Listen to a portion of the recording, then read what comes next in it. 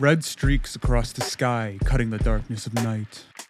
A group of children guide their mother towards the location of the pulsing light. What crept from the darkness as they approached sent them running and screaming. Now, just its silhouette is enough to identify the Flatwoods Monster.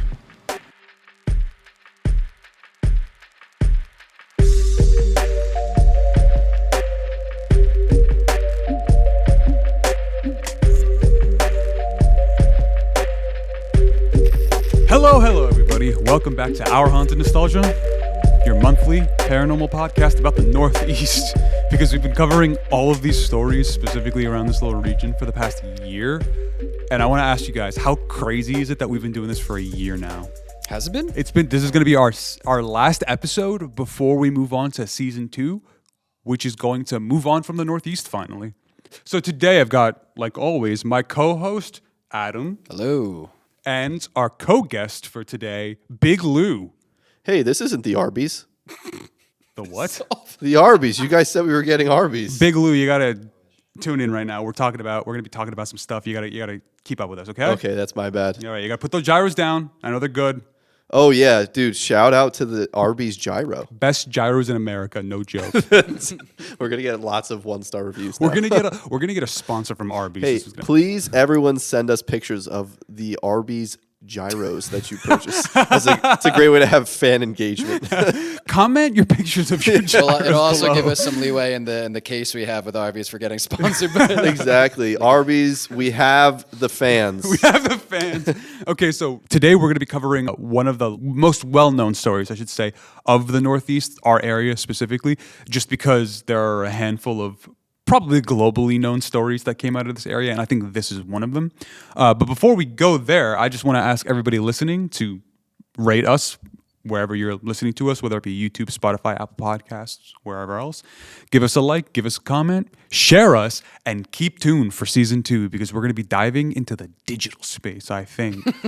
You think? Imagine, Maybe, depending on customer feedback. Depending on vibes. It would be even funnier if we just continued to stay in the Northeast. But he just kept saying like, "Oh, the theme's changed now. We're doing digital." Speaking of, we're talking about the Philly the Philly Bigfoot today. The Philadelphia Bigfoot slasher. If I had to ask, what are the biggest stories you think the Northeast has to offer in terms of like the paranormal scape? Because Jersey Devil. The Jersey Devil is a big one. Okay, that's Yeah. one of the 3. I'll give you. That's not it. That's one of the 3. Which of the 3 do you think it is? Well, Number 2. No, I'm telling you. Can you guess what the other 2 where are? would you put on the list the Jersey number 2. Devil, I'd say is 2. Probably 2. Yeah. Number 1 is the Squonk? No, Unfortunately. the hook-handed hitchhiker. Isn't that the... Wait, I thought the Jersey Devil's the thing with the hook hand. No. No, What am I what? thinking of? The hook. You're thinking of the serial killer, like the hook-handed serial killer who like the Tries hook to is get in your found. car, Yeah, yeah. I thought that was the Jersey. No, Isn't that's not number 1? that's not number 1. Maybe it's something extraterrestrial. Well, okay, so with that note, I'll say that the other one is the Mothman. Oh. Yeah, that's a big one that everybody fucking loves. Yeah, but, it's a cool one. But it's like part of that Appalachia, West Yeah, I Virginia didn't know if that region. counted. Yeah, I'll say just that Appalachia region. He's playing fast and loose. Fast with and his loose with definition of Northeast. Yeah. The Northeast is we live in it, and Appalachia goes down pretty south. Wait, okay? doesn't this script say Area 51? Is this the Northeast? Yeah. And then the one we're actually going to be covering today is known as the Green Monster of Braxton, more commonly known as the Flatwoods Monster. The Green Monster. Oh, the most notorious cryptid, the one that is a household name. The souvenirs are sold and all. Green Monster of Braxton. Second only, actually, to the flying purple people eater, the one-eyed, one-horn purple people eater. Do you guys know anything about the Flatwoods Monster No. at all? Because I guarantee you've Wait, seen is it it in the media. the green monster of Braxton? So it has It's a a handful. baseball diamond. It unironically has a handful of names, and you joke about that as though it's that like the shape of this creature is not going to come up. Oh my God! Could you imagine? It's literally, it's a fucking diamond. It is a sweet from a deck of cards. I'll give you that much. It shifts between a spade and a club. It would be really cool if one of the cryptids he shared had like an almost like Old Testament angel description. That would be They're like, it's just a floating abstract shape of eyeballs. A non-Euclidean series of rings. I'd love to see the kid who drew that instead of the squall. That's the most impressive evidence we've seen. It's like an infinity sign of eyeballs with wings on it. The Mobius wheel. Yeah. Yeah. It's just an MC Escher painting. I asked you guys if you were familiar with it at all, just because with the internet, and just honestly with popular culture as a whole, names like the Chupacabra and Bigfoot are probably more common in our lexicon and our shared vernacular than ever before. But what if we dove back into our recent history? To the Civil War. Our recent history, the Damn. Civil War, no. Our recent history to just before when televisions became commonplace in literally every American household. That took place in the 1950s. By 1959, American households went from 20% having televisions to 90%. So that's probably as fast as the internet got picked up from 2005 to 2015. Our story today takes place in 1952, in the early years, right before television was everywhere. So you gotta imagine this is when everybody still gathered around the radio to like, I don't know, listen to baseball or whatever happened in the 50s. The news. Yeah, I don't know. It is 7:15, September 12th, 1952. Dusk settled over Braxton County, West Virginia, as a haze of cool air settled on this cool September day. The brothers Edward and Freddie May played football with their friend Tommy Heyer in their schoolyard at Flatwoods Elementary. In the midst of this game, the boys noticed something unfamiliar cutting across the sky. It pulsed red and streaked against the dark purple before it burst alive, landing not far on the farm of Mr. G. Bailey Fisher. So right off the bat, I'm telling the story. This sounds like the beginning of literally every single Stephen King story I've ever heard. It's like, I couldn't describe it more plainly than just like good old kids playing in 1950s Americana. When I just saw the picture. yeah, when a creature from beyond space, don't show him. When a creature beyond space entered their lives, how will their day unfold? These kids immediately got hooked, as I imagine any of us would have at the time, because even I remember being a kid playing with my friends outside and seeing a flashing light in the distance and going, what could that possibly be? And it turned out to be fireworks from Donny Park or a baseball stadium or something along those lines. These kids quickly and excitedly rushed back home and told their mother about what they just witnessed. She begrudgingly said that she would follow the kids and see whatever it is that they just encountered. They gathered a couple of extra kids along the way, a child of Neil Nunley and Ronnie Shaver. I gotta say, at this point, they've got about 5 kids with them, okay? All of them are under the ages of 14. This woman desperately needs someone responsible to come with her. So she goes next door and gets her next door neighbor, the National Guardsman, Eugene Lemon. A brave 17 years young. A brave Wait, 17-year-old. how is he the National Guard? I don't know, Yeah, dude, it was that's the what- I don't know, 50s. Because he fought in World War II. This guy was on the beaches in Normandy, you son of a That's where he bitch. was born. At 13. Well, Eugene over here grabbed his well-trained dog, Richie, and he led this impromptu group of investigators up this hill towards the farm. Dusk turned to darkness. They entered the Fisher's property, and Gene led the way with flashlight in hand. Wait, the guy's property, was he also invited to do this No. investigation? So they were all No, just this is- trespassing on his land. To be fair, it was not far off of the farm of Mr. Fisher. It's also, Oh, okay. It's also 1952, so I'm pretty sure you can legally break into anyone's house and they can't really do anything Gotcha. about it. Yeah, it is West Virginia. They made their way up this hillside, the thicket of the woods growing thicker and thicker. Richie, the dog, let out an excited bark and rushed up ahead. They continued following. Minutes later, Richie came back, tail between his legs, desperate to get off of that hill.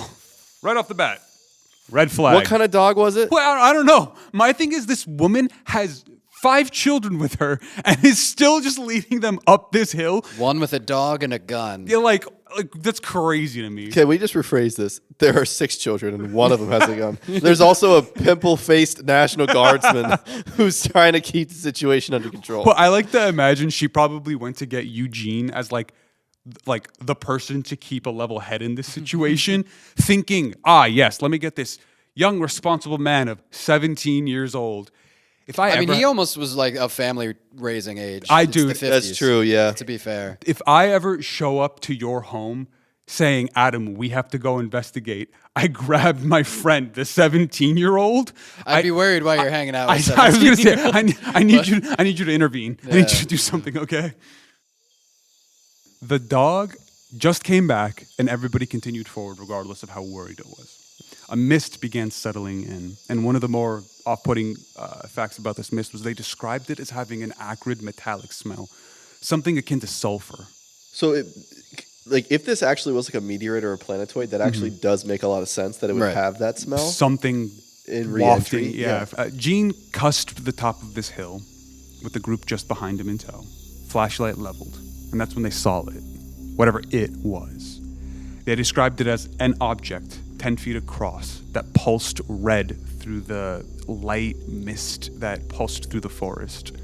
Met with almost the otherworldly, or actually the otherworldly, depending on what it might be. They backed away, with Gene turning, trying to guide them home. But upon turning, that's when they saw two smaller, brighter red lights. A pair of eyes that pierced through the trees. The guardman raised his flashlight and once again illuminated something. This time, it was a creature. One whose visage shocked Gene so to his core that he screamed and fell backward. In that brief light of a flashlight, they saw a creature standing almost as tall as a tree, descriptions ranging anywhere from between 10 to 20 feet, lingering forward, almost as though its skirt-like body hovered off of the ground, carrying it and the mist that emanated from it forward. The most obvious threat from this creature were its long, spindly, clawed hands that reached out. But the most idiosyncratic descriptor of it was its spade-shaped head, almost like that of the Ace of Spades, which pulsed with its red eyes. So the whole thing was glowing red? So the object seemed to be glowing red, with the creature having either a red face or red eyes. And then it's described as having a spade-shaped head that people have then either described as a helmet, a cowl, or decoration of some sort. Like its head isn't actually shaped like a spade, but it's got a helmet on of some sort. A lot of people like to describe it as though it were almost like imagine if you weren't human and an astronaut appeared in front of you, right? You would describe Spacesuit. You would describe it as like this creature landed in front of me and it had almost this bulbous mushroom or A round head with a reflective face. With a singular eye. Like that's how you would describe it. People they're describing the Flatwoods Monster as an extraterrestrial entity. Then they're saying that this might be its like spacesuit, its metallic body. And that might have been its ship was the original. Was what it's That image is really cool. It's creepy. Yeah. It's had plenty of artistic depictions over the years because it's a 70-year-old tale. Yeah. Modern versions of it like to describe it almost as something sort of artificially organic, whereas the original versions were almost entirely organic. If you turn the page, you'll see a couple other versions of the descriptions. Where I've seen. Oh, okay, I have seen. I this. was gonna Never say mind. you've Okay. 100% I've seen this one. creature just because of how iconic its silhouette is to begin yeah, with. yeah. And I say it's silhouette because even if you have no other descriptor, just that almost boxy shape with a spade on top immediately That tells you what it is. specific image I've seen from a cell phone mobile game called Cards. Oh, it's interesting to see too the people saying that it might have been like it almost looks like an owl as well. The first image, like to me, looks like this very H.R. Geiger inspired. I think it looks like it came from a pulp fiction magazine from when Lovecraft had to write Herbert West Reanimator for like the pulpier zines back in the day. That art style is very reminiscent of like the pulp magazines. This is already a pretty cool. The art alone is selling this one. It's way better than the napkins we usually get. So the benefit of the Flatwoods Monster is that this is the 1950s. So you got to remember Roswell, I think, took place in 1949. So this is 3 years after Roswell. It isn't in the zeitgeist. People have talked about it, but it isn't as commonly known as we know it today. Little Green Men. That isn't the default image that pops into the head when people say alien. You brought up pulp zines and pulp comics from the early 20th century. This is right when comic books shifted heavily from like that noir detective era, that early golden age superhero era, to pulp sci-fi. This is when you started getting places like was it Flash Gordon? Is the big one. Yeah. Where you got Flash Gordon, and you've got all of DC and Marvel starting to push all of their cosmic entities. And I think the reason why the Flatwood Monster is as iconic as it is because it was so early that these descriptions weren't standard. And you end up with this incredibly unique creature that has never been seen or described before. Even to this day, it's been 70 years, and you guys haven't heard of it, or seen it at the very least. Like, I think it's cool as hell in terms of its style. The way that you're describing this feels less like a cryptid and more like an extraterrestrial, just based on the narrative you provided. Well, the narrative is the most important part about this because of the way the way this group interacted with it didn't leave much to question. Right? They had a quick encounter, they got no information, got a quick description, and then from then everybody just has to be like, okay, well, I guess they saw something in the sky, alien maybe, but they didn't describe anything that we usually call an alien, so is it a cryptid? And then, theories build on theories, and you get to some of the later ones that we're going to get to at some point. But after this initial sighting, Kathleen May, the mother, and Eugene led all of the children back home as quickly as they could, somewhere safe, where they then proceeded to call the authorities and the media, which is a bit of a red flag when somebody immediately calls a newspaper to tell them about something that happened. Maybe that was just the thing they did in the 50s. Because I can't take a picture. What the fuck else was in the news in the 50s? That's fair. Stealing apple pies from windowsills? The Cold War. Yeah, that's a really good point.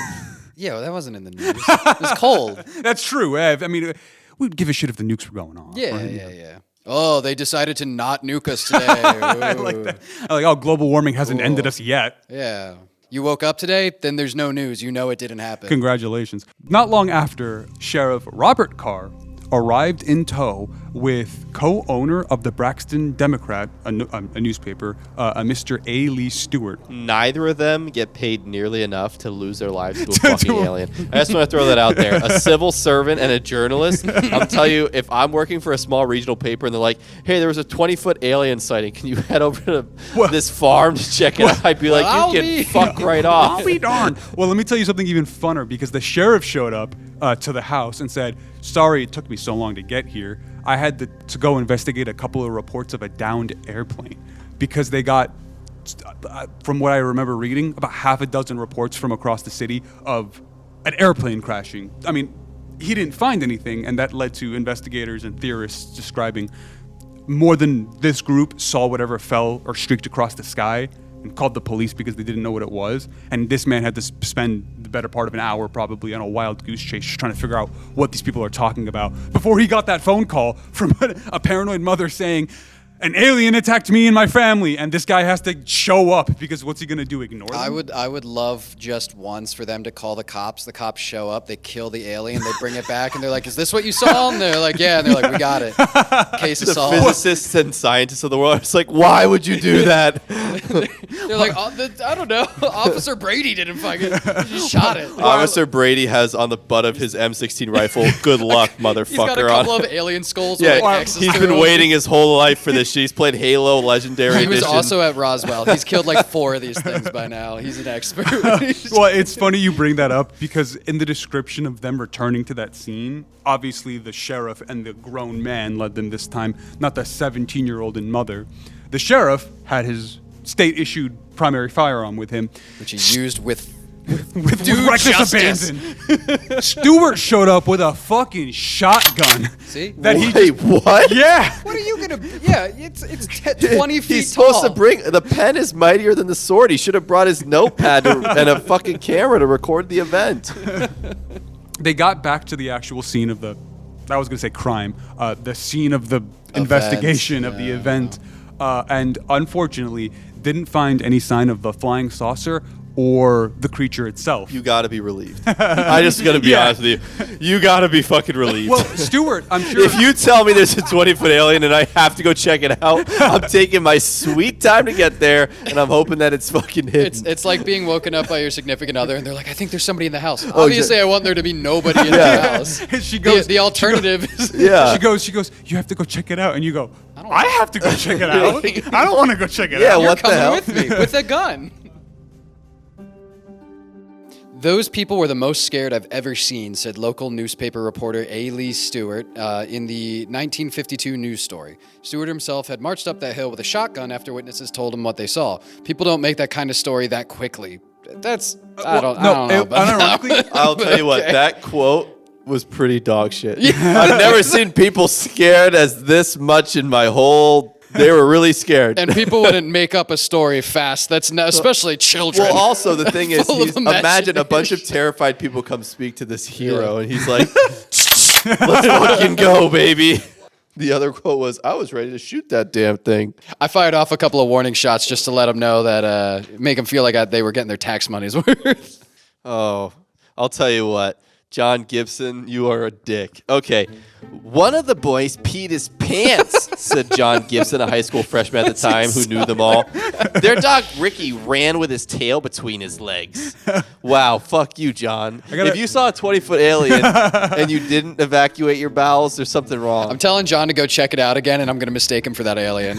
He's getting a couple of He's like, John, Get a I got shotgun shell in the dome. I swear his eyes turned red. I like the way Lou read that. Made me imagine John just had slicked over hair. You know he did. Pocket protector. Pimply face. John was going to walk up the hill too, but his massive balls made it impossible to scale up a small incline.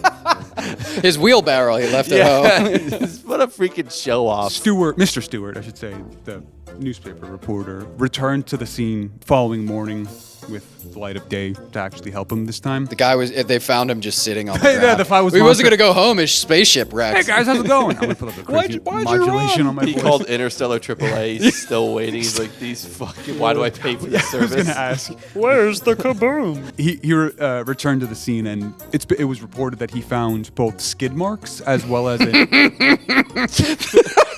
Yeah, that was from the same boy. That was from the same boy, said John Gibson, snickering. and an odd oily gummy deposit. It has been later explained that he most likely just came across Human ejaculation. no engine oil from somebody who came Drank to engine oil. investigate the scene after them the night before. But before he'd come to investigate, it's probably nothing more than a truck that was just there at some Backfired point. after hitting the alien. Yeah, dude, could you imagine? A guy hits it and he goes, "Fuck, is it illegal to kill aliens? I gotta cover this up." Again, the plot of Lilo and Stitch. Can you imagine? You're describing. Big Lou described a sheriff getting a call that there's a 20-foot alien that he needs to go investigate. What does the sheriff do if he gets a call of someone asking him, "Hey, is it illegal if I killed an alien? Will you arrest me if I admit to killing an alien?" Hypothetically speaking, if I hit a 20-foot creature in a farm. What would happen to me if that were to happen? I wonder if that really would be illegal. No No the idea. Superman movie covers it. Aliens don't have human rights. Oh, okay. Oh, Yeah. okay, good enough. The following, I should say, the day after, the media ran wild with the story. It was the 50s. The Cold War was going on. People liked having a little bit of buzz going on in the background. And you got crazy headlines like, and this is the thing I love about 20th century reporting. This is before we figured out like clickbait. This is before we figured out like really that those snappy, hard-hitting headlines. You got headlines like this. The Thing, 10 feet tall, terrifies party of 7. That's so much better than what we have nowadays. Braxton Coe, resident faint, become ill after run-in with weird 10-foot monster. It's amazing, because nowadays it would be like, a bunch of teenagers went to a farm. You'll never believe what they saw. Gone wrong? Turn to page 3. Yeah, like Top 10 strangest events that happened last weekend. yeah, it'd be dog shit. You won't believe number 3. These are the snappy, hard-hitting. I'm like, I want to read more about on that. that page as well are Other renditions. other renditions. This one being Kathleen May and Eugene Lee having standing next to. Hey, I'll tell you what. We gotta. This is Gene Lemon. Mm-hmm. We called him a pimple-faced dork. It's pretty. I'll tell you what. Gene Lemon is surprisingly handsome. Gene Lemon is one good-looking man. First of all, he's 17 in that photo. No, but I'm just saying, we were hating. No wonder Kathleen May went across the street to get Eugene. There was probably tons of men around, but we all know why she's going to talk to good old Mr. Lemon. Right into the arms of her.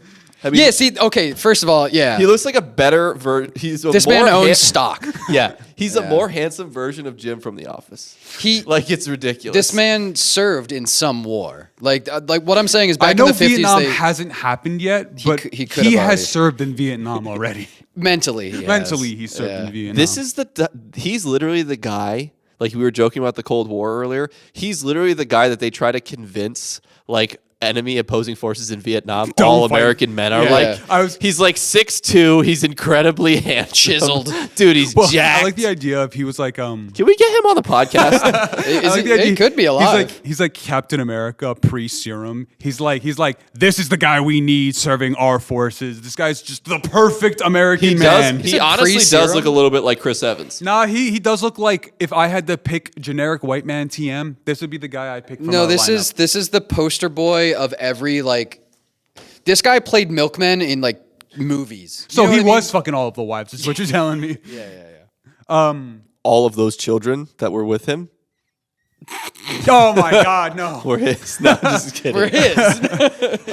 Because he's been seeing all the housewives. I mean, speaking of which, look at the. Kathleen Mann, yeah, she's pretty. She's pretty ugly. Let's She's got be the honest. hairstyle of what's her 19. face from Blade Runner. Oh, sorry. I am the worst. I said she's pretty. I confused her for the drawing. I apologize. No, that's a prim looking. I apologize to the May family for that transgression. Big Lou. I'm beginning to think this Big Lou is a fake name or something. A moniker of sorts. All right, Trevor. Oh, I mean, Oh, Big Lou? shit. Oh, Hey, Jesus slow it Christ. down. Trevor couldn't make it. He's in Guantanamo. There's only one person who's been listening to this podcast that actually is still fooled by that, and you just tore down the completely- fucking Just wall. showed him the behind the curtain. Of That's the real cryptid. Who is this guy speaking? I can't wait for them to figure out we actually just have a mimic on our payroll right now. The actual big mystery of Our Haunted Nostalgia is how I'm paying you guys. Because God knows we don't have sponsors yet.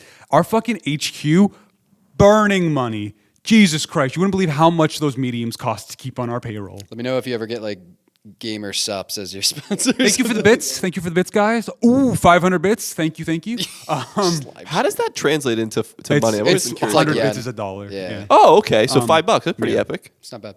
That sketch that they are standing next to was drawn by a New York artist and was the primary sketch. That's the most iconic. Yeah, one, that's the 'cause one that's I've seen that. That's the one that was used on covers of magazines Yeah. and newspapers and all the media circus that went through. That's from DanDaDan. Yeah. Afterwards, reporting continued to discuss about, the general frenzy that came in Flatwoods itself from the sighting, because the city, we've talked about small American cities on this podcast before. This city in 2025 only has 290 people. Oh damn! In 1952, it had 300. And they're all Mr. Lemon's children. This is just actually he's like, what's the guy that sings for 30 Seconds to Mars? Oh, Jared Leto. It's just He's the his cult. Jared Leto of the He's 1950s. got a Flatwood cult. He has a harem that of guy women. fucking walked into the woods during COVID and didn't come back until it was over. What a fucking weirdo. Jared Leto? Yeah. I thought he was on an island. Yeah. He just Oh. walked into a fucking... Hey, nothing. He just we all- walked out of society for 3 years. That's kind of impressive, actually. Hats off to Jared Leto. It's almost big if he took like 3 years to Mars. I like Elon Musk. Did you say you're a big fan of Jared Leto? I personally prefer his Joker over Heath Ledger. I'm just kidding. Christ. I like the idea of Elon Musk calling Jared Leto. I thought you were just gonna say I like the idea of Elon Musk. Calling Jared Leto panics at 3 a.m. He's like, Leto, I need you to, please, I've heard you can get to Mars in 30 seconds. Or less. How? Little known fact, that's actually where Jared Leto was. He was in the Tesla they shot into space. We don't know how he got back. That's the scary. He was in that Corvette just circling the Earth. They put him in the trunk and he just showed back up one day. I don't know how. It's the scariest shit I've ever seen. He wasn't even mad. Yeah, that was the terrifying. Oh, Mr. Leto. He just walked onto the set of Suicide Squad afterwards. The tattoos just appeared on him. That would actually be unsettling. Jared as fuck. Leto is the Flatwood Monster. Okay. The days and weeks following the events, reporting on the actual witnesses was one of the things people focused on, because something strange happened to all of them. Normally with these kinds of witnesses, there's maybe discussions of lost time and confusion, something along those lines, letting us, the listeners and viewers, know that the witnesses had an encounter with the paranormal, right? Like they were taken, they were abducted, they were mind wiped, whatever. In this instance, the reaction that the witnesses had to being in the proximity of the Flatwoods Monster came in the form of nausea and throat and eye irritation, vomiting, general exhaustion and sickness. Apparently, Pissed pants. And oil discharge. Bro, let me tell you this fun fact before you guys tell me how stupid it is. Their primary physician for the Mays family, said that all of the symptoms they were dealing with lined up with mustard gas.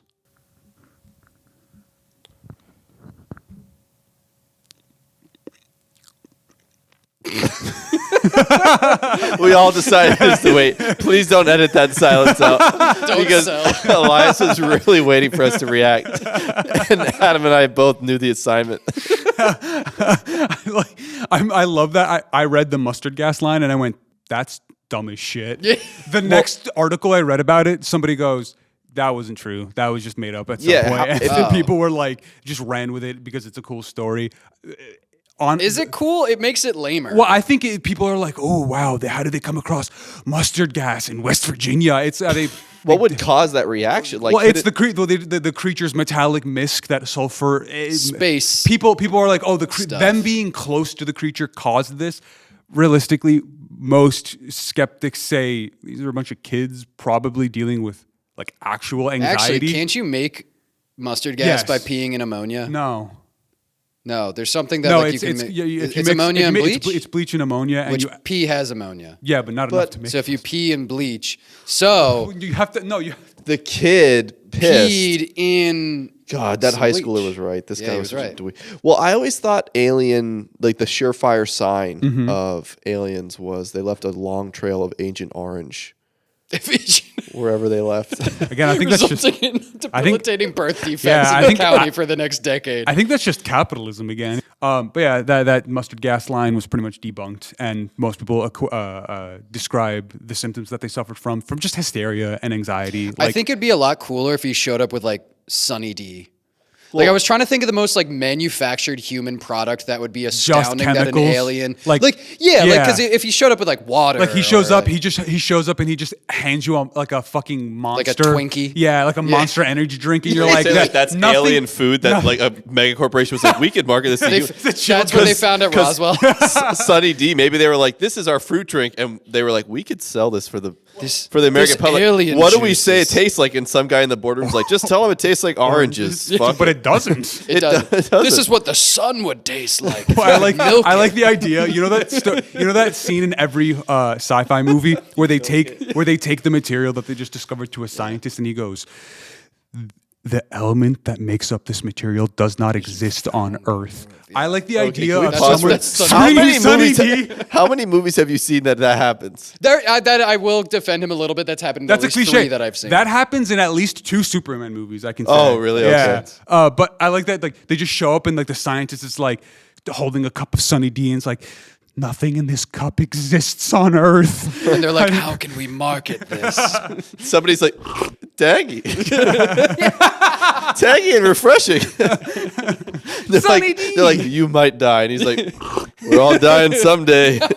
Big Lou. It's marketed as part of a healthy breakfast alongside cigarettes and absinthe. Honestly, Sunny D and Fruit Loops is a really good combo. That sounds disgusting. Oh, it's awful Holy for you, shit. but God, does it taste mixing great. Fruit Loops and Sunny D? No, you got to Fruit mix. Loops is meant to be put with milk. No, you got to mix Fruit Loops with Can cola. we just pause for a split second? Because this enrages me a little bit. But I just said. The breakfast community thinks it's more normal to take something from the udder of a cow and mix it with a fruit flavored thing to mix a fruit flavored drink with fruit flavored cereal. How dare you? From space. Get off your fucking high horse. I like Get off your high horse. Cows are from Earth. At least cows are from here.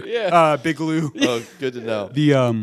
The dog Richie suffered from much of the very similar symptoms.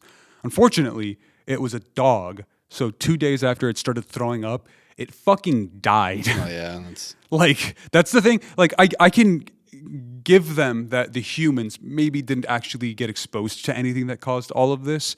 I don't think the dog died from anxiety. I just think if the gas was that noxious, it actually makes me more likely to not believe any of their testimony. Not to say that there wasn't anything that happened, but if you're breathing a gas that's so noxious that it's powerful enough to kill a dog and it's giving you days worth of problematic things, I don't think that you have the clear eyes, calm heart to actually perceive whatever it is going that you on. Well, you bring up clear eyes and a calm heart as though fear doesn't have a natural. That was a Friday Night Lights reference. Yeah, I've never watched Friday Night Lights.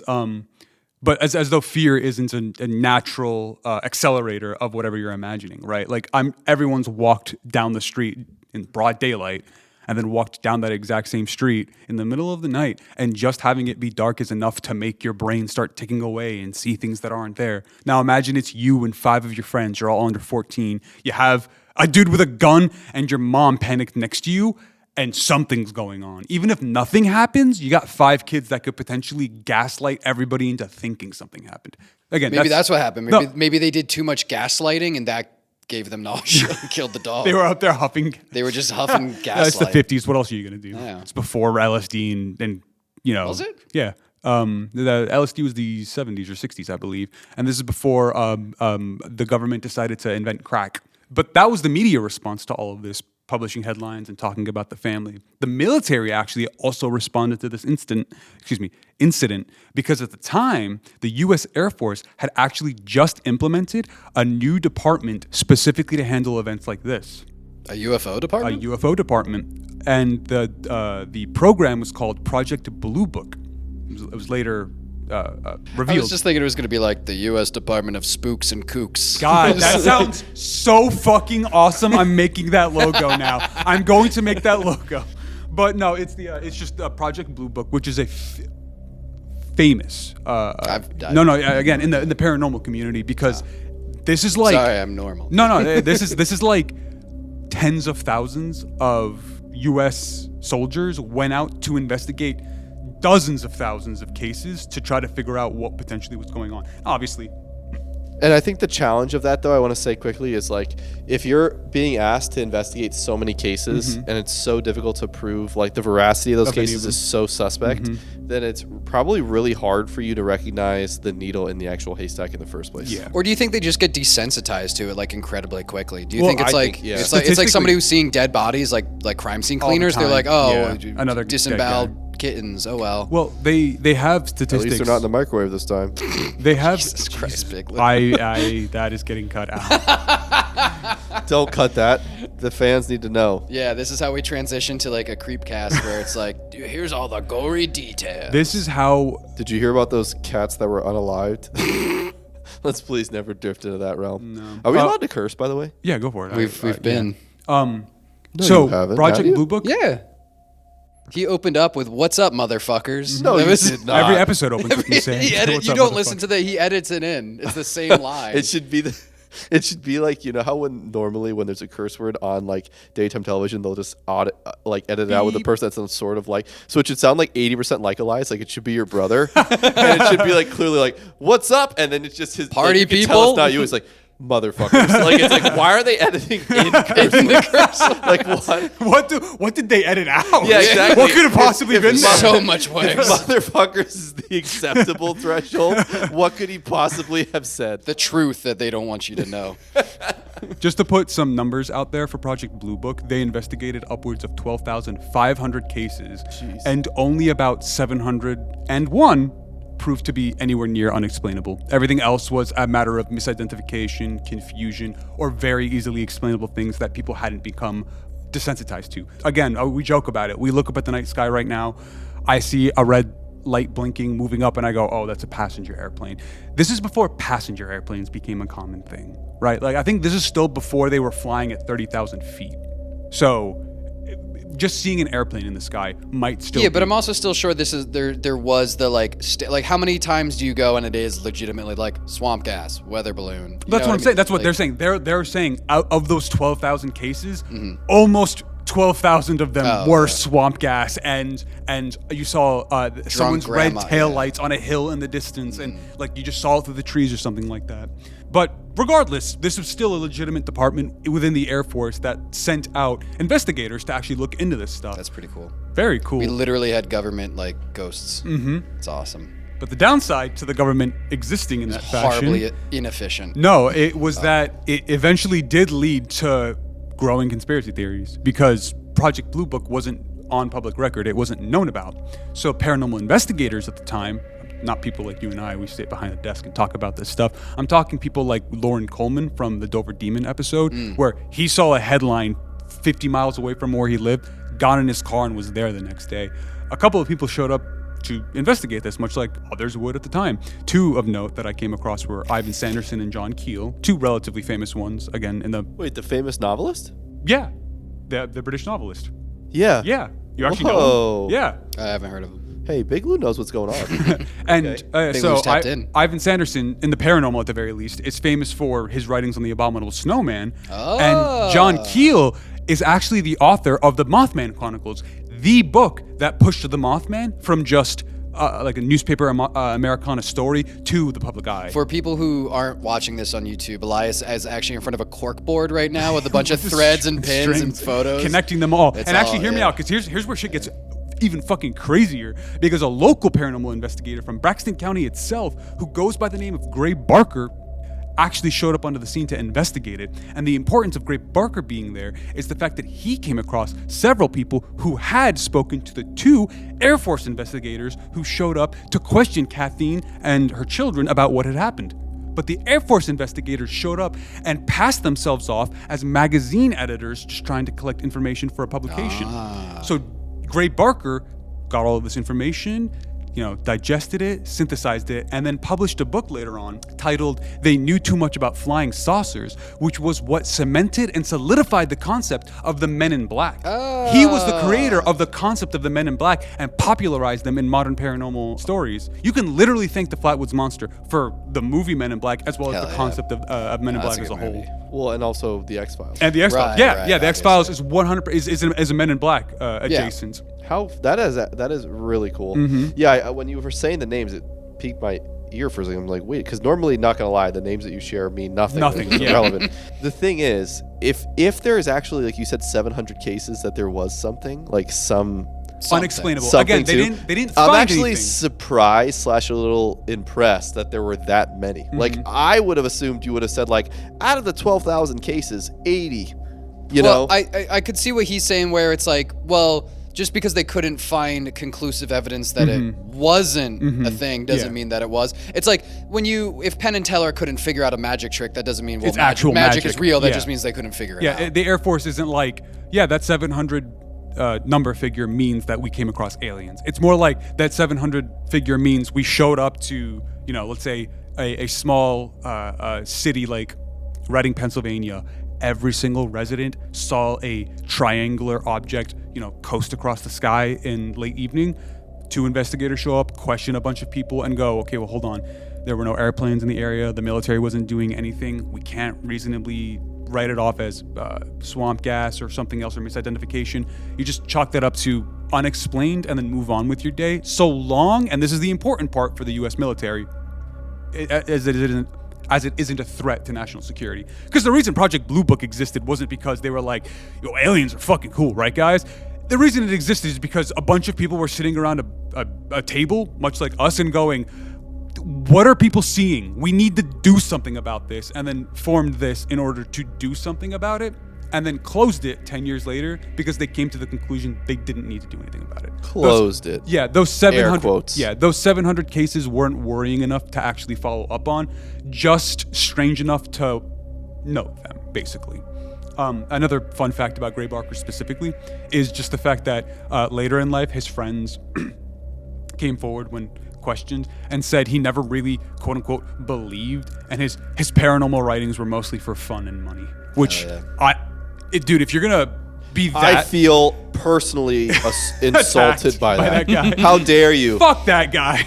My reality is not your punchline, bucko. You know what this? I know this isn't what you asked. Sure, but go it's for it. on my brain. This image looks like if you took a Labubu and did what they did in the early 2010s, where they you know what a Labubu is. Elias, don't know Google what a that. Labubu is. I hate this. It looks like if you took a Labubu and took the filter, like the classic creepypasta, Like Slenderman? filters, like where there's like the granular look with like the faded out colors and the Film red sage. grain, This yeah. looks like somebody tried to make a creepypasta out of a Labubu. Look at that. Tell me I'm wrong. Yeah, it does. Thank you. It does. Do you have any Labubus? No, but Why? I did go. Cause why? You don't collect Labubu? Are you kidding me? I got enough little freaks to take care you of. like Labubu? I told you I went to that one like support local creators, and it was all a bunch of like 3D printed Labubus. Yeah, I mean, you missed a golden I, opportunity. I invested. They're going to be the next Beanie Let's just Babies. say Big Lou's home is filled with Labubu. Funko's Pokemon cards And Labubus. No, it should just all be antiquated, speculative stuff. So it's like I've got Beanie Babies, stamps, tulips, Forever Stamps, Beanie Babies, Cabbage state Patch quarters. and $2 bills. theories for this creature range, obviously, because there isn't like a definite background to it like there are for something like Bigfoot. We joke about Bigfoot being extraterrestrial and interstellar or whatever. Multidimensional. Yeah, is the most coolest. of the time, everybody who talks about Bigfoot considers him just like a half monkey thing, right? This thing doesn't have that, so the theories for it are a little wild. And I want to share this specific theory because it actually worries me with how commonly held it is amongst a certain group of people. Okay, so there is a What certain group? Before you lead off, I- please own it. Put your name on it. Well, What certain let's group? hear it, and then we can address it, because I don't want to preface it. Yeah. I want to footnote it, Okay. So this encounter doesn't really fall into an easy box, like Bigfoot so But- easily. It's compartmentalized. but history is full of reported demonic encounters that tend to align with some of the parts of the story that are told. So you're talking atheists feel this way. I'm talking, Adam, if you want to read the quote. There's mentions of extraterrestrials in the Bible, and it doesn't question my faith one bit. It doesn't hurt or damage it, said a congressional representative from Tennessee. That's a current congressional representative, mind Right you. now? Yes. He's the current Republican congressional representative Tim of Tennessee. Burchett. Yes. How long? When was this quote? Was this quote? This from- quote was this year. Wait, was it Oh, about? I thought it was a quote from the 50s, and No. we just have another 120-year-old. No, in this Congress. is like a 40-year-old dude Oh, okay. in Congress who thinks aliens are extraterrestrials. And if you want to read the second Well, quote, wait. Aliens are extra. sorry, who thinks What a fucking weirdo. who thinks aliens are demons being interpreted by our current modern lens. If you want to read the second quote. The thinking seems to be that if UFOs are some sort of demonic manifestation, engaging with it feeds them by giving them energy and should therefore be avoided. Nick Pope from the UK Ministry of Defense UFO head desk. Wait, there's a Yes. there's a UFO desk head in the Ministry of Defense in the Yes. UK? That's kind of fucking cool. Well, Isn't it? It makes sense for there to be one, but also that sounds fucking awesome because there's a lot of media that's literally built around the more Cognito you believe hazard. in The it. more, yeah. Yeah. So that's fucking hilarious. that's- That this is guy's cool. probably watching anime and he's like, you know what? That's actually like he needs to justify. this his guy's watching Evangelion he's getting and he's like, oh my God. 200,000 euros a year to do this job, and he hasn't produced anything of value ever. And they're like, his big annual meetings coming up to like, what's the new strategy? He's like, well, Holy water. don't believe everything you hear. No, clearly what happened, he spent all the research grant money on partying, and so like his book, his report to the Ministry of Defense was due tomorrow, and so Yeah. he's like, I actually can't talk about it because it gives Makes it it power. stronger. So Yeah. my report is to tell you, don't think about it, don't look Well, into yeah, where I I like- spent the And money. I will tell you right now, I will not be producing any evidence or information for you for the rest of my tenure. because it would make it worse. Because yes, You're welcome. If anyone knows what I know, we've only exponentially. he increased Googled the power. word cognito hazard, and a light bulb went off in his head. So those two, We will fight unironically, on the beaches. We will fight on the streets. we will fight them in space. Yeah, we will fight them in space. On the Star Command. Those two quotes legitimately worry me because these are people in some of the most powerful positions of government we have. I don't know if the Ministry of Defense UFO desk head is Okay, that the guy most- maybe not so much, but there's a guy in But a Congress, normal congressman, yeah, who yeah, is yeah. who unironically thinks that we probably shouldn't investigate the. I'm going to use the term UFOs, but like lights that we can't identify in American airspace, and that we shouldn't look into them because it could be demons. And like that's kind of smart. no, but like I mean, if they like, how if many he horror believes- movies? If he Have believes you in watched that, Constantine? I have not. That's a great film. That's a great Big film. Lou. But honestly, I mean, like that is the like.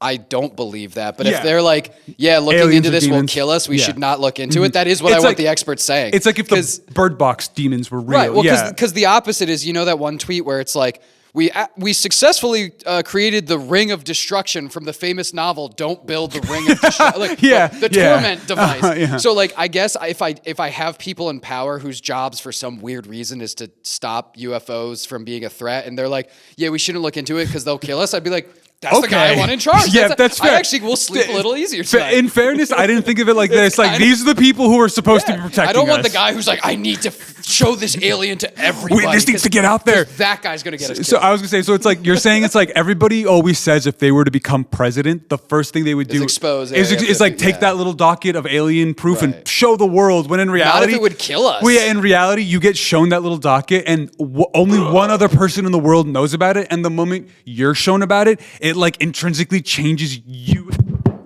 I almost knocked over my microphone because of how animated I am. It intrinsically changes you as a human being, and you're like, we can't. Rearranges my brain chemistry. I can't show this to anybody. Yeah. I have children. Honestly, you know what? That is probably like, if I was a hardcore conspiracy theorist, that would be like the strongest quote unquote case for like why nobody does it. Because I think there was multiple candidates who were like, I'm going to reveal Area 51. And then they get in and they're like, I'm not gonna this is a discussion Big Lou and I have every once in a while when we're just hanging out and playing video games of like, why aren't there any billionaires like Batman? Or I say Batman, but why aren't there any billionaires out there who are exclusively just like, they have such an exorbitant amount of money, they could pump it into fixing any singular issue. And one of the reasons people issue is Gotham fucking City. Gotham fucking sucks. It up. But no, one of the reasons is because there's an idea that like when you get that famous, when you get that big, you know, you get a phone call, you get asked to a specific place. From the Flathead. Yeah, and they say like, hey, you can live a comfortable life. You know, you'll live in ultra wealth. You'll never have to suffer forever, right?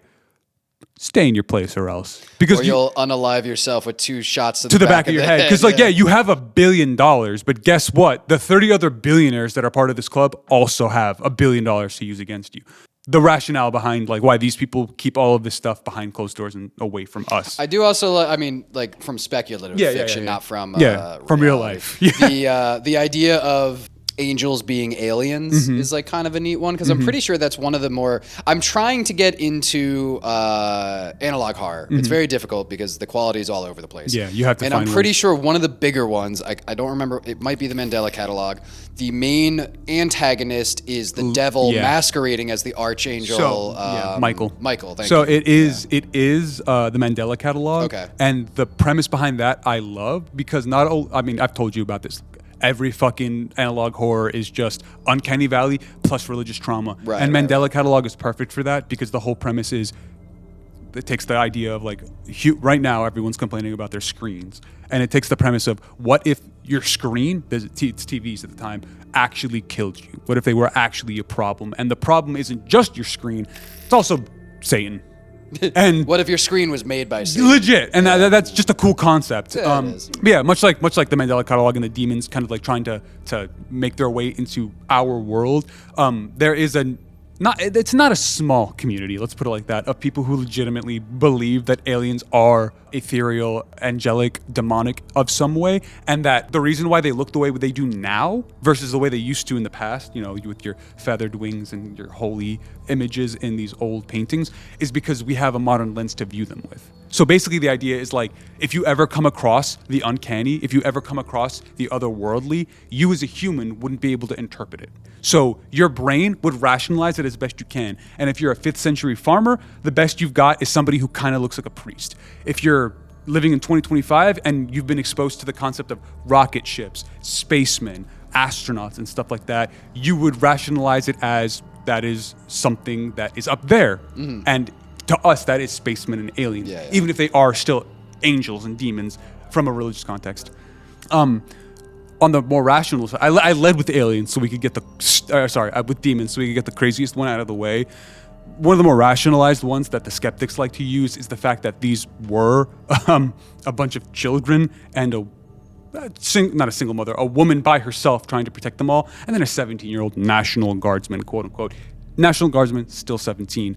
All of them were probably dealing with a tremendous amount of anxiety. High on mustard gas. Well, they were high on excitement, having just seen whatever they witnessed and are excited to get to wherever it might be. Yeah. And all of that, combined with the adult imaginations of children and darkness, basically led to them miscategorizing something. And the most common one that people use is a barn owl, because barn owls can be significantly large. Yeah. And if it's perched on a branch a couple feet off the ground, its eyes reflect red, a light passing across it in a brief instant, illuminating its white face. This photo does a pretty good job. Exactly. Of like, Yeah, how it could does. be. That's the one that I was talking about. There's a earlier. photo that will be popping up on your screen on Spotify and YouTube right now. That Spotify has video. Spotify has video now. It's great. That does a really good job of showing what a child or just anybody seeing something in the darkness might witness. Because I've been in the woods at night before and seen a tree branch sway in the wind and thought it was a person for a moment, you know? But that picture does a great job of showing, like, even if it wasn't an owl, you could still miscategorize maybe a tree in the distance, maybe a particularly large tree stump that just happened to have that corrugated ridge of metal. And then again, a quick burst of light on it caused everyone to freak out. They ran away, and when they got back there was nothing there. They very well could have just played a trick on themselves, and then, a telephone game. It was 7 feet tall. It was 12 feet tall. No, it was 20 feet tall. And now you have a 20 foot tall alien roving the woods of West Virginia. Another theory comes from the fact that we talked about this before. Media at the time was very heavily leaning into pop sci-fi. We had atomic punk and ray punk being very popular in comic books, but leaning into America's obsession with both space and the Cold War at the time. Don't forget that when Sputnik went up at the end of the 50s, it caused a very similar type of hysteria to this, where everybody was suddenly paying attention to the night sky and focusing on it. This is beforehand, but people were still paying attention to the night sky because of things like rockets existing now, well, starting to exist now, and airplanes existing now. And funnily enough, just a few months prior, Life actually released an article titled, "Have We Visitors from Space?" that claimed several credible sources from the U.S. Air Force claiming that they were witness to several inexplicable sightings, and basically published this on the front page and passed it off as actual news, to the point where people read it and maybe didn't necessarily understand that it was yellow page journalism, I think is the term, right? Where it's like, not yellow page. What's the Yeah, I think it's just yellow journalism. Yellow journalism. Yeah, it's Yellow pages. Yeah, the yellow page journalism. Yeah. Yeah, they it's just yellow, open up the newspaper. It's filled with a bunch of plumbers' business information. electricians. Phone numbers. But yeah, it's yellow journalism, where they were just trying to sell copies, and this is what was popular at the time. And I think this kind of just general fervor in American society really lent itself to these children and this woman being primed to see something along these lines. Even if they did actually, and mind you, I forgot to point this out with the misidentification theory, the sheriff pointed out that where they were at the top of the hill, you could see, I believe it was called an airplane navigation antenna in the distance, which does have a dull red light blinking in the distance, which could maybe be what they saw land. And there was a meteor that streaked across the sky that very night. Oh. So they very well could have actually seen a meteor and then accidentally, Antenna. placed it at that location, and then let their imaginations basically create this entire story through no fault of their own. This, to me, as at the very least when I read this, doesn't feel like a hoax, because these two, the boys. Most of these stories don't sound malicious.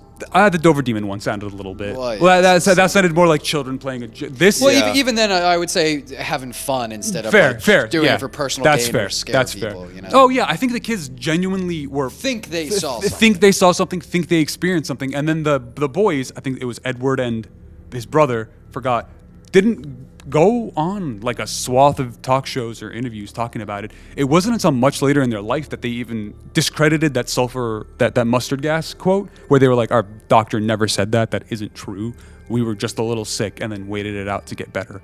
But like they went on record as being like, hey, no, that's fabricated. That isn't part of the actual story. Right, And so they that. would Yeah. come out to debunk things. To debunk their things, own, yeah.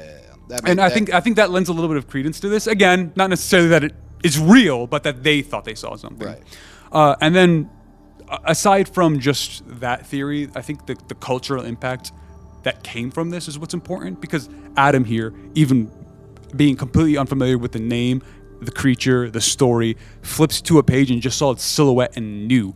because of how common it actually shows up in various media. Little gray men, little green men are obviously the most popular versions and depictions of aliens, but the Flatwoods Monster and Mothman are the other two that I think. That picture's from Fallout and Link. I was Zelda.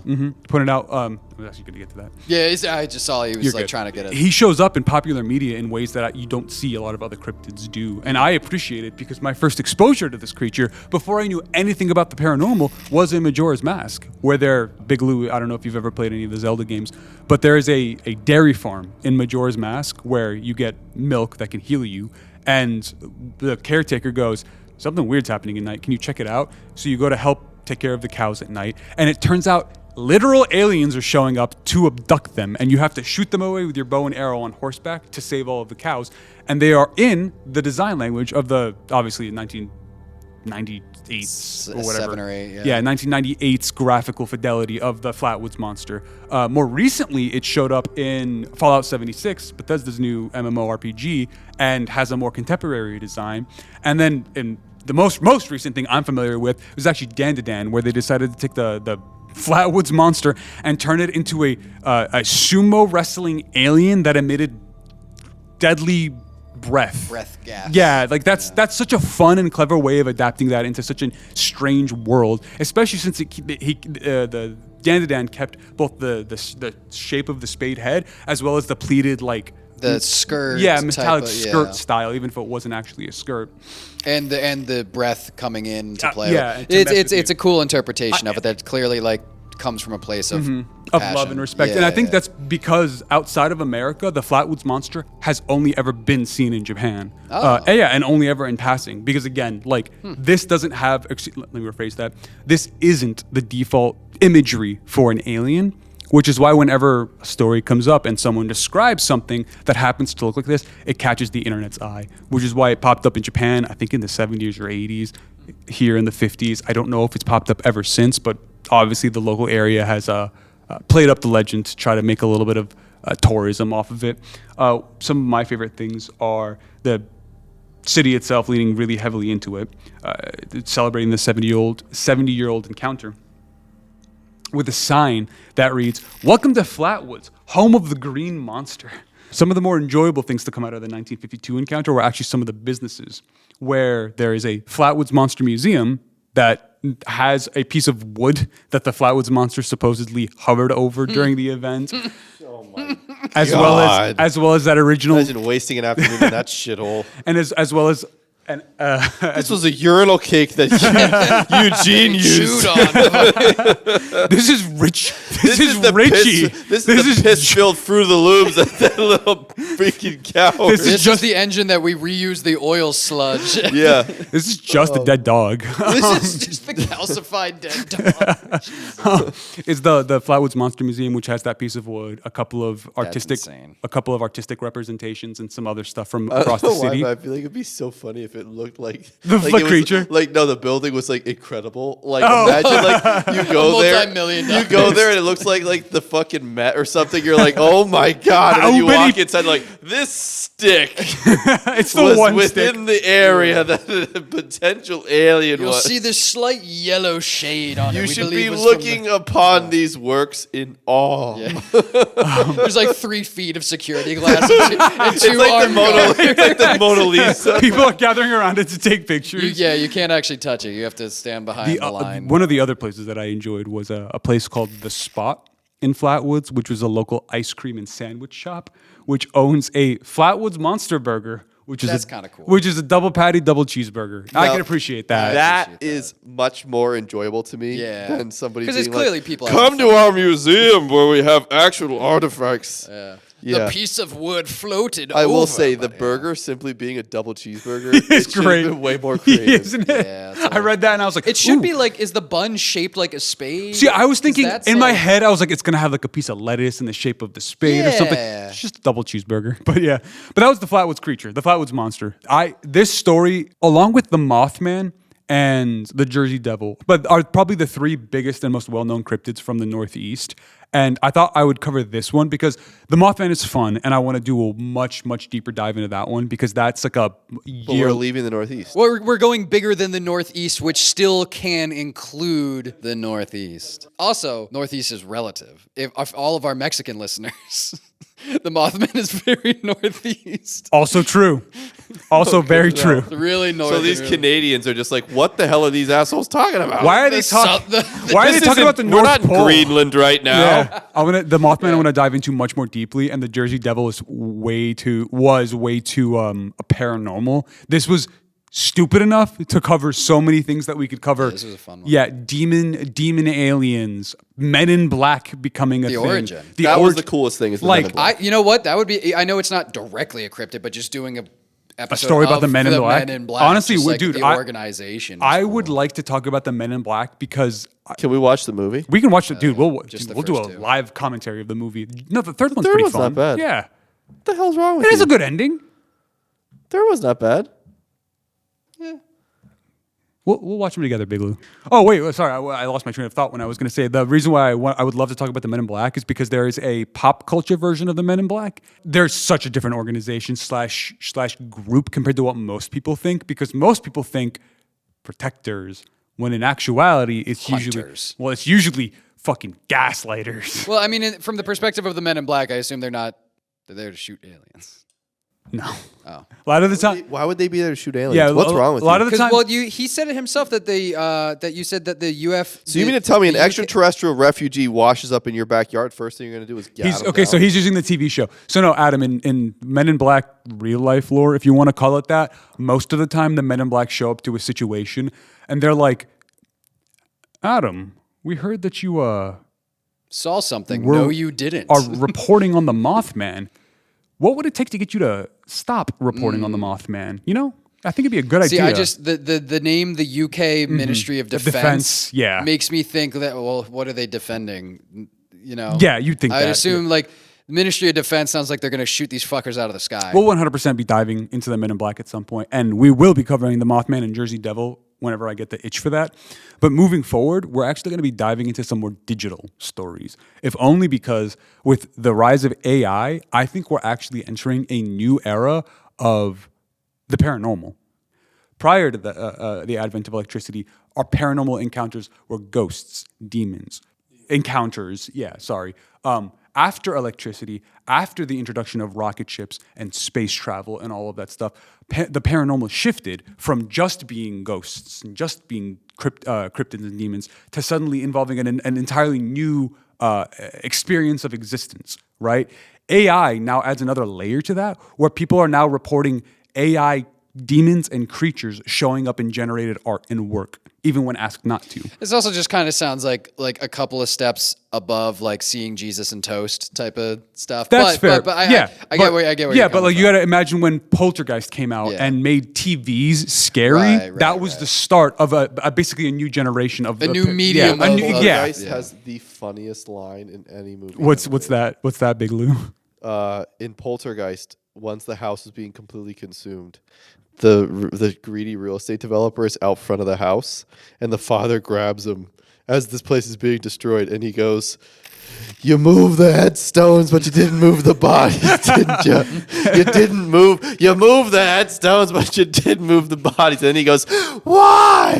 Why?" And can you find the audio clip for that and attach it? Oh, I'll 100% add it in. and put it side by side. You son of a bitch, you moved the cemetery, but you left the bodies, didn't you? You son of a bitch, you left the bodies and you only moved the headstones! You only moved the headstones! Why? It's the funniest thing ever produced. Well, I mean, he's got a point. It's like, you built a country on a Native American burial ground. Why? Why? Of course America's falling apart. But yeah, no, that was the Flatwoods Monster. Thank you all for Hey, thank you. for staying with us during that very long tirade about demons, ghosts, aliens, and the government. This is one of my favorite stories, and if you liked it, make sure to give us 5 stars or a thumbs up. If you want us to cover a very specific story, email us at ourhauntednostalgia@gmail.com. And now you can actually find us pretty much anywhere on social media at Our Haunted Pod. Adam, Lou, you got anything you want to say to our precious listeners for our first year of Our Haunted Nostalgia? Tune in next month.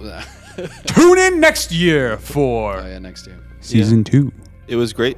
I am looking forward to it. I mean, obviously we have a lot of nerd topics to go over since we all play games. So I'd love to be brought back. Big Lou wouldn't mind coming back. I think we need to Stay get out of jail. Trevor back. 'Cause Big Lou could not keep his fucking mouth shut. Big Lou. after those tweets came out. Why?